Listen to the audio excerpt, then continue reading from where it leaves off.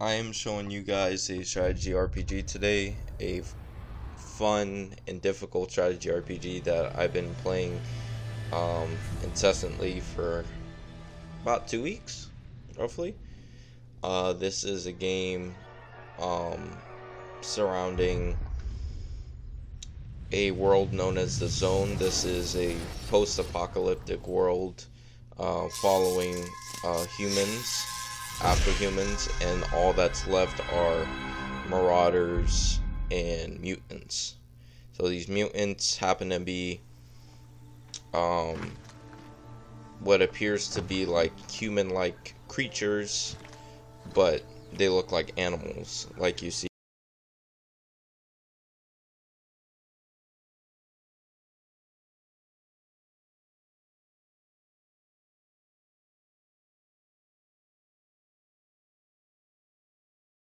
This game starts off with these guys. Your three, well, first two main people, which is Dux, the duck there, and then Borman, the one that hit the robot, and then Selma there, she comes later. So you basically go throughout the zone gathering scrap, gathering parts for guns, gathering artifacts from the ancients. They refer to the humans as the ancients, and it's funny whenever they pick up those items, like something like a Rubik's Cube, they'll be like, man, this is like a complicated bomb the ancients made. Like, they just come up with weird stuff like that. So this game is very heavy in exploration. It encourages you to go throughout the zone from different place to place. Everything is split up into small zones. Some of the areas are pretty big, though, I will say. So you'll find scrap laying around, and you'll find a ton of enemies. Of course, the enemies are pretty varied. You'll find some enemies are a part of cults, and some of them have psychics, that know electric powers. So they'll have psychics that try to take control of your party.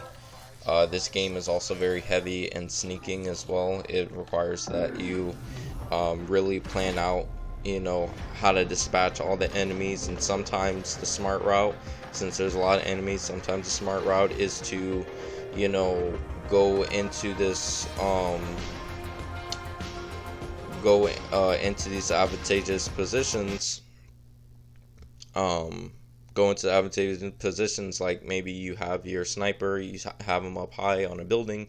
Maybe you put Borman, since he's kind of more girthy, maybe you put him close to a tree, and maybe you put Selma near a wall. So then maybe your cause of action for that point in time may be to, okay, let's take Selma's tree ability, let's lock him in place so he can't move for a few turns. Let's get Borman to use Hog Rust so he knocks him out. So, even if we can't kill him before he alerts the rest of the people, we could at least down him. So with our silent weapons, we can take him out. Please make sure you invest in silent weapons in this game. You're going to need it. So let's go ahead and show you the new game. And you get a bunch of different stalkers in the game too. Like how you see here, you get other people like Magnus in the back here. Which is the human behind Selma. You get Pharaoh back right, Fox mutant, and then all the way in the back, standing on the top, that is Big Khan, which is this big moose guy. But you don't get Khan until you play the DLC Seed of Evil, which I'll discuss in the next video. So in the game, you can play on normal, and it'll tell you right there, new tactical games, and enemies will do less damage. Stalkers regenerate all health after combat. Skill cooldowns are reset after combat. You can play it on hard.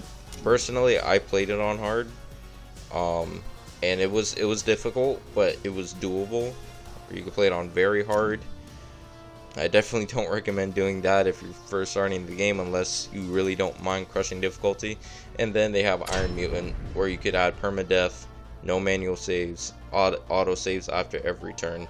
And if you happen to have the Seed of Evil expansion, you can always just begin the Seed of Evil expansion with preset characters. So they'll just give you preset levels As far as I know, there's not really a level cap in this game. The highest level I got, you know, everyone shares the same level. When the level exceeds, by the way, the highest level I got was like 120 something. It's a lot. But let's say we're gonna go normal Iron Mutant.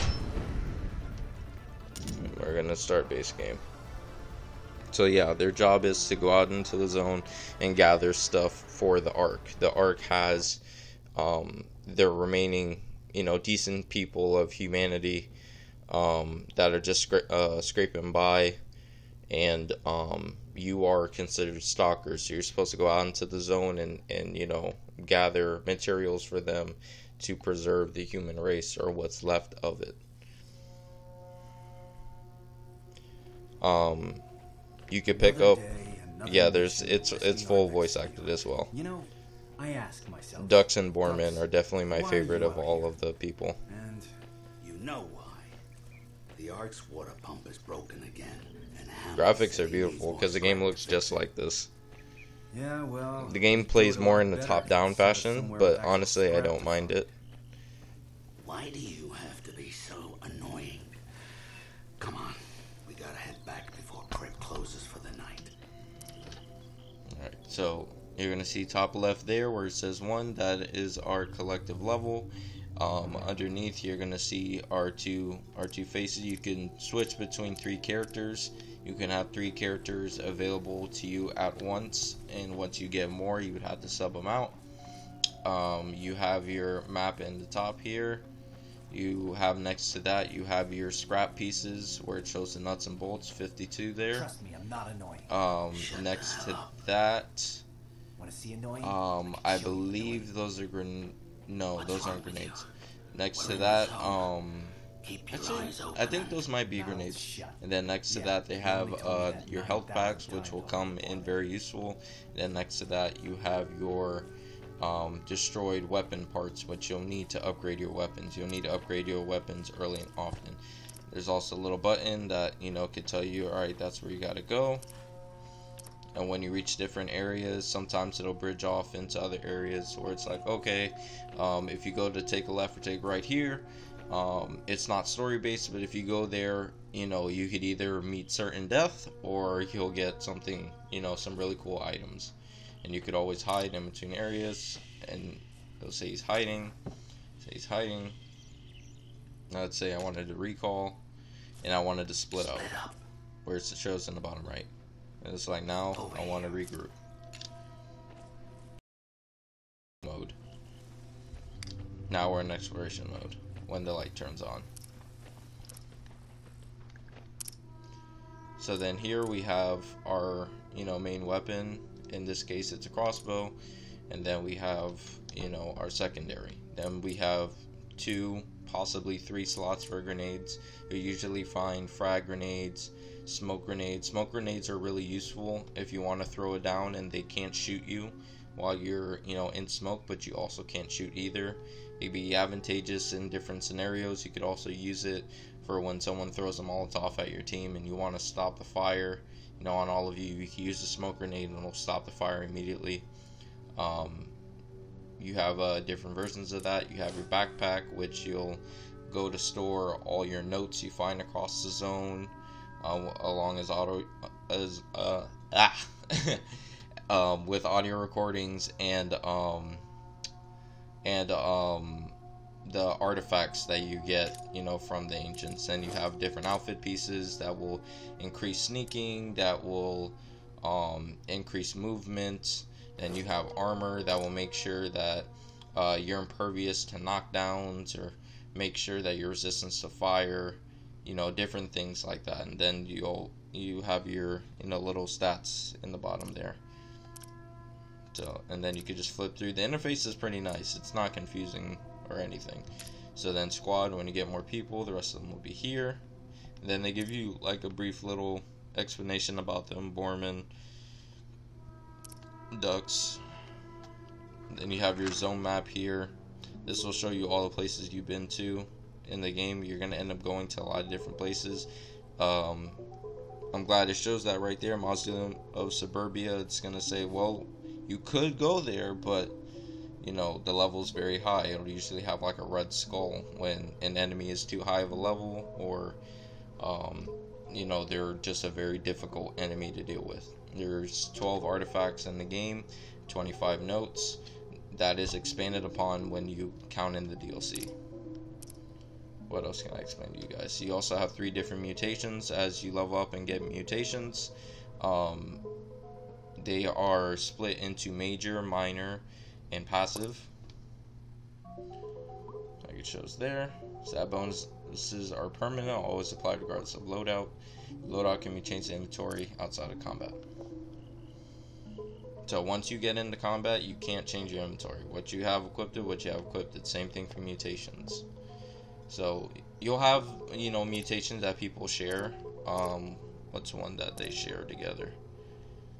Other than the stat ones, those are usually the same. You know, health upgrades or movement. Some people get like critical upgrades. Do they have any ones they share? Some of them share, some of them don't. Okay, yeah, they do. So they have Eagle Eye, extra plus 25 weapon range, plus 25 weapon range. Keep in mind, you can give any equipment to anyone, any weapon to anyone. But personally for me, depending on like how the character looks and how I feel like they should play, I would make, you know, and their skill set, to be honest with you, I would make Borman more of like the shotgun, you know, kind of guy, and you know, Dux is going to be more of the sniper kind of guy. So they have things that are akin to that. You also need important things like Circuit Breaker, especially since there are a lot of robots later on in the game and even in the middle, which, you know, are really difficult to deal with. Knee Shot is a good one to start with as well.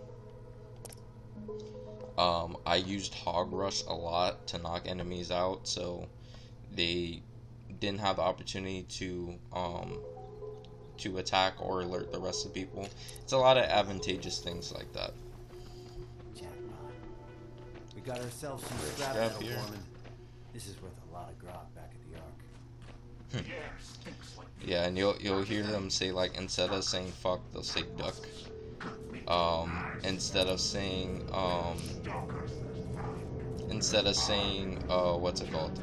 Grog, alcohol, they'll say grog. So you see when I'm in exploration mode, his vision widens because, you know, I'm easily seeable. Now when I take it out, it shortens and it becomes white instead of red. Now you have to pay attention to enemy patterns so you know where they're gonna go. It will always show their level right there and how much health points they have. So there they have 4. So let's put him here.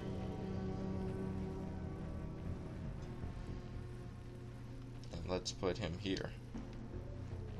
And you could always choose to ambush when you're ready. So ambush, tactical combat. Everybody only has two actions per turn. Certain actions will take both turns, like it shows. Certain actions will only take 1.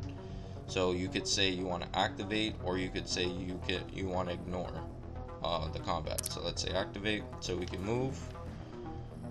If you move certain areas, it will say it will alert, you know, new unit and spend a tactical point. You can fire the weapon here. It'll always give you your percentage of shooting as well as your percentage of crit. You have your grenades. You can throw your smoke grenades. You have Overwatch. Overwatch allows you to do a reaction shot. So if the enemy is coming nearby and you know they have to come to you, you know, try doing an Overwatch shot. Doesn't mean you always hit them, but you know, sometimes it's good to have that going. You have Dig Down, which you go into defensive mode. It takes up both slots, so you know that means you can't do anything further. Or you could always exit combat, which is nice. Unless they've already spotted you, you can always exit combat and retool, you know, based upon the situation you see. But let's choose to shoot. Damn, I'm good. So because we killed him quietly, mind you, there's autosave every time because of motor plane. But because you killed him quietly, the other guy is not aware that that guy just died. Even if his body's laying there, he's not aware that that guy just died. So you can see how this would really help. You can see how this would really help, especially in large, battlefields. Also the cover. Low cover grants 25% defense bonus, full cover 75%. You can flank people. Now keep in mind, all these things that I'm doing, they can do to you. They can make your life a hell if, you're not careful. So now let's say we walk here. Oh, been noticed. Borman was caught sneaking. So now it doesn't matter, if it was just him that saw him. If this guy is alive and there were still other people around, he could call, and everybody will know you're there for the most part. Sometimes you can kind of get away with no one knowing nearby, but for the most part, they will know. Bullseye. Oh man, you are the shit. You could also find, loot boxes around. See, I just gathered some scrap. I don't like it. Also, the cool thing too, I just got a weapon mod that you could add to weapons later on. You could add 2 weapon mods. You could add a scope, and then you could add a damage module. One of the things I noticed too is depending on what stalkers you have out, they will actually say different things. So it's always cool to use different stalkers. Saw one of these things once. When you get later on in the Zone game, dogs, right? there will be certain stalkers you use more than others. Personally for me, like I've found I needed to use Selma a lot in the beginning, but then as I was getting later and later in the game, I just felt like she wasn't as useful as some of the other choices, like maybe a Magnus, because he's able to mind control people. Hold it. Ghouls. I don't like the look of that. Oh yeah, and they're usually called ghouls. We have to be sneaky. Okay. And then there's like a cult in this game called the Nova Sect. They're pretty wacky. And you could always skip cutscenes like I showed you. And then red skulls, see, that means too high level. It'll even show it for zones. So it's like, no, don't even approach. Usually when you're a high enough level and you see that little gold tint behind that big guy, that means he's hiding a really good weapon or really good equipment there. So if you try to fight them, like let's say, for the purposes of this video, let's just say we try to fight them. I know it's not going to turn out well, but let's just say we do.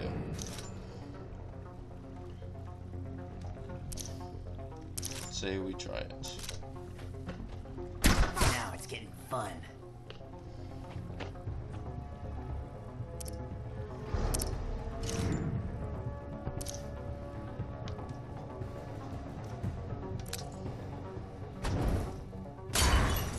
Oh, also this game has a lot of destructible environments, so if someone's like perched up on a building, a wood building, and you throw like a grenade or you shoot them, it could destroy. See, he just missed.